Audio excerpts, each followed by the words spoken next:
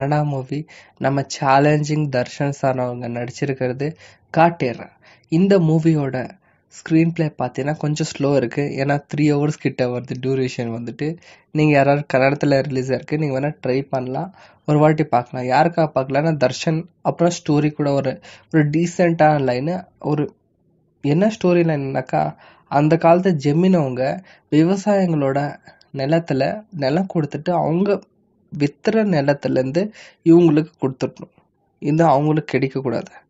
இப்படி இருக்கும்போது கவர்மெண்ட் வந்து சொல்லிச்சு, யார் விவசாயம் பண்ணுறாங்களோ அவனுக்கு தான் நிலம். இதுதான் இதோட ஒன்லைனர் ஸ்டோரி.